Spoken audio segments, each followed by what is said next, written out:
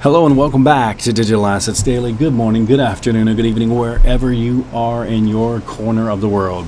Deaton excited as Paradigm files Amicus brief supporting Ripple against the SEC. I'm going to scroll down a little bit. Obviously, again, if you're working, don't get in trouble. If you're driving, wait until you're somewhere safe and just replay this again. I will always make these videos where you don't have to pay attention to the screen unless you choose to in a safe place.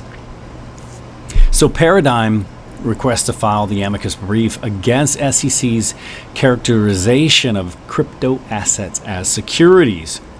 And I'm going to just kind of drop down as their comment says, on the surface, this case is about whether certain offers and sales of XRP tokens were securities offerings, but the SEC's rhetoric goes further than it claims require or the law supports.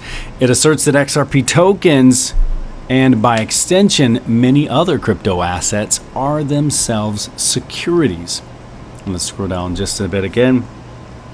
Also stating the book published by Cohen et al. Reviewed and analyzed all U.S. federal cases that have ever applied the Howey test, which the Ripple case is currently based on.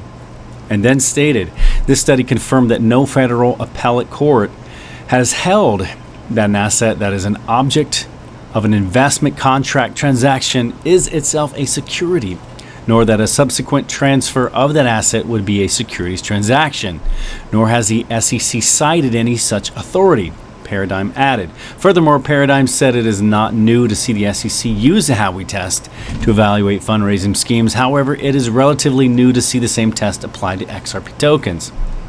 Then they also stated, it is the foundation upon which the SEC seeks to claim sweeping new authority to regulate not just investment offerings, its proper statutory role, but virtually the entire secondary market for crypto assets, Paradigm stated.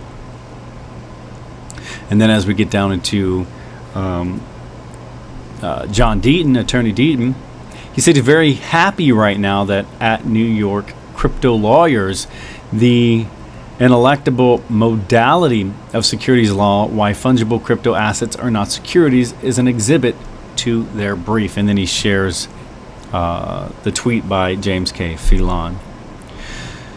Again, guys, remember, if you are interested in the full articles, feel free to click the description below, as we do provide the links. Only a few exceptions. If for some reason the system crashes and just loses everything, I can usually finish the video, but it kind of deletes my my links open, so we'll see how that goes. Haven't had that trouble in quite a while, but that's just the only exception to the rule. Ripple CTO has this to say on FTX being a Ponzi. Ripple CTO believes that while many on Twitter are comparing FTX to Madoff's Ponzi scheme, there are huge differences, but with a catch. And then if you go through the article, he basically states how like Madoff kind of had a Ponzi and then tried to make it legal. He feels that maybe this was intended to be legal and then sort of turned into a Ponzi, kind of the opposite of what Madoff had done.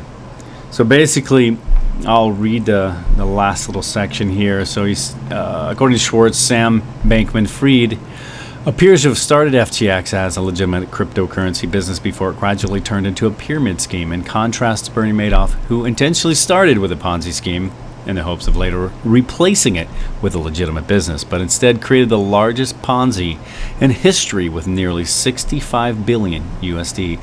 He believes that when Alameda Research started to lose money, FTX gradually started to become a Ponzi scheme.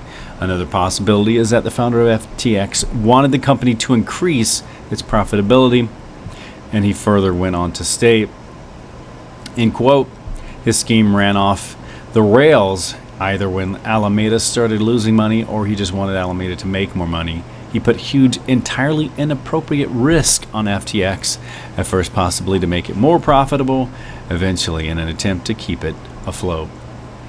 So again, another key difference between the two Ponzi's is that whereas Sam Bankman-Fried lent customers money that he was not permitted to do, Madoff made customers lose money from the get-go.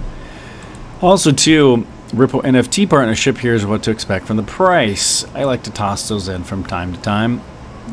Sometimes they nail it, sometimes they're a little bit off, but either way, it's good to see what the people are stating. So Ripple joined hands with Ethereal Labs to bring NFTs to traders worldwide, a Web 3.0 move.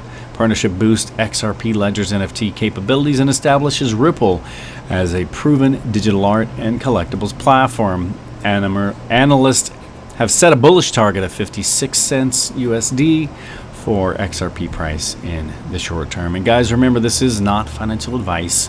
It's for entertainment purposes only. And as always, before we go, I want to leave you with a final thought. No one is perfect. That's why pencils have erasers. Much love, and we will catch you in the next one.